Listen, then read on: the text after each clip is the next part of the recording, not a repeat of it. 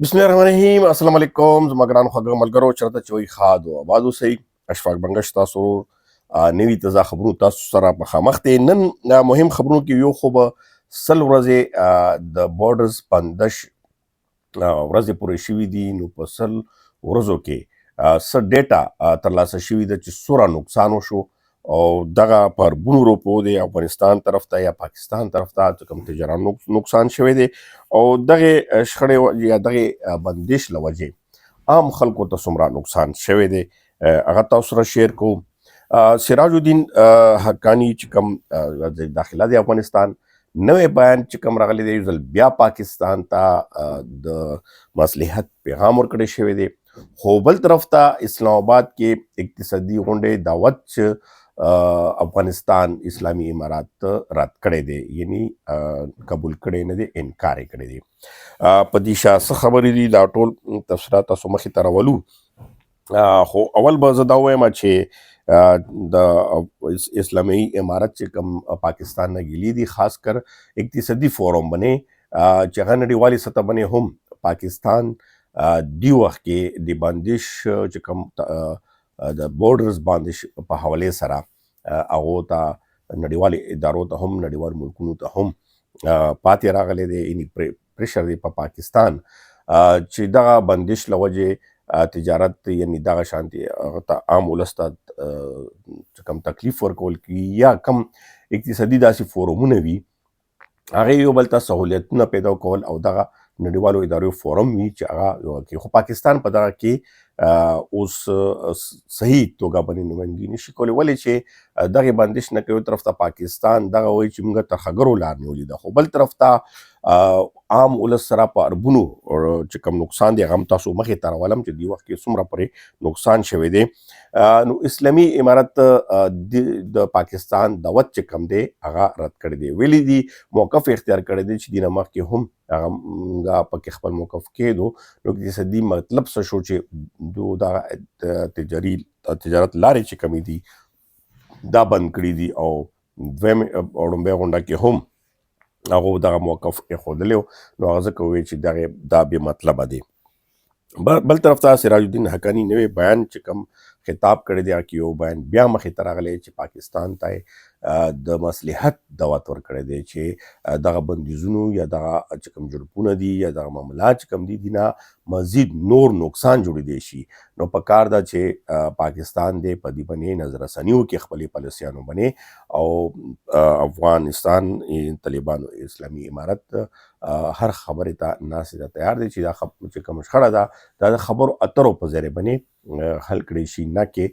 دغه شانتې اقداماتو باندې. بل طرف ته که تاسو سره اوس دا خبر شیر کومه چې سل ورځې دغه بندش د تجارت تورخم او د چمن شوي دي، په دغه کې یو آزاد ادارې چې کوم ریپورټ جاری کړی دی، ګو کې چې دغه شانتې که سرکري توګه باندې واچوي نو پاکستان خزانې ته هم ډېر زیات زیان رسېدلی دی. خو دغه چې کوم نقصان دی دا عام تجارانو ولا زه تاسو ته ښیم الریډي چې کوم په دغه کې سلنه اعداد و شمار راغلي دي هغه 100 اربه ډالر سلنه دغه ټرانزیټ وي او په دغه کې سل ورځو کې چې کوم نقصان شوی دی 168 اربه روپۍ دغه د پاکستان تجارانو نقصان شوی دی او بل طرف ته چې کوم 100 اربه روپۍ نقصان دا د افغانستان طرف ته تجارانو شوی دی. دینه علاوه په درجنو کسان دغه بندش وجې نه چې هغه مړي خپل نکو پورې کړی شوی دلته کې مجبورن یا امانتن ښخ کړي دي چې کوم هغوی چې بعد کې به وړو یا دلته کې دفن کړي شوي دي. نو دا څومره غټ انساني ویلی شي المیه ده چې دغه پاکستان طرف نه دغه یو تور تهمت لګي. هغه نه علاوه په زرګونو تعداد کې چې کوم تګ راتګ دغه لارې استعمالوي هغو غریب ولس ته نقصان رسېدلی دی. ورسره چې کوم میډیکل فیسیلیټي یعنې د صحت په لړ کې چې کوم غریب خلک جهاز یا دغه سفر نشي کولی هغو دپاره دغه لارې تړلو وجې نه لوی نقصان رسېدلی. ورسره بیا د لوکل سطح باندې چې کوم هغه ځای کې یا د تورخم په لاره باندې چې کوم پوله باندې غریب خلک دي چې هغه ایرړو په ذریعه باندې دغه روزګار دړې مار خلک چې کوم دي هغه حساب خو نشته چې هغه په دې وخت کې څومره تکلیف کې په فاقو کې وخت تېروي چې هغه روزګار بند شوی دی. په دې حوالې سره یقینا چې دغه څلور ورځ پرې کېدو سره اوس خبرونه هم ځای په ځای باندې کېږي او پاکستان باندې پرېشار چې کوم دی هغه زیات شوی دی. اوس اقتصادي فورم کې به پته لګي چې پاکستان په دې حوالې سره نور ملکونو ادارو جواب څنګه ورکوي او بل طرف ته یو قوانین نړیوال قوانین کې چې کوم شامل دي چې کوم نقصان دغه شانتي کې وشي تجارانو ته هغه به حکومت پې کوي. نو اوس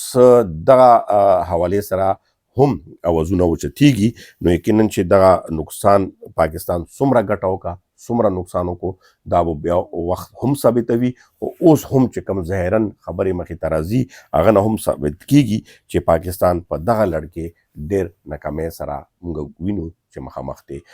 نو د علاوه کې خیر مخکې به چې کوم خبرونه راځي د خیبر پښتونخوا خبرونه هم شته چې سهیل افریدي چې کوم په دا تیرا په حوالې سره یا خپل چې کوم سټریټ موومنټ په حوالې سره خبرونه دي هغه به هم تاسو سره شیر کوو. په دې وخت کې صوبې صورتحال د ترهګرۍ د لاسه ډېر زیات ځپلې کېږي او ورسره چې کوم ډیګ خان وګورو ټانک وګورو په دغه سیمو کې لکي مروته روزانه بیس باندې ترهګرۍ چې کوم دي زیات شوي دي او خاص کر چې کوم فاټه ایریز دي دغه بیا تبعی طرف ته مخه شوي ده. اوس ګورو چې د حکومت پالیسیانې یا د کوم فوزي عملیات دي د هغې نتیجې سره وځي دا به تاسو سره بیا شاملوو. په دوره ساده په تاسو نه غواړم اجازت نه مخکې درخواست بیا کوو چې چا نه هم سبسکرایب کړی لازمي سبسکرایب کړي. مننه. خوشحاله آباد اوسئ.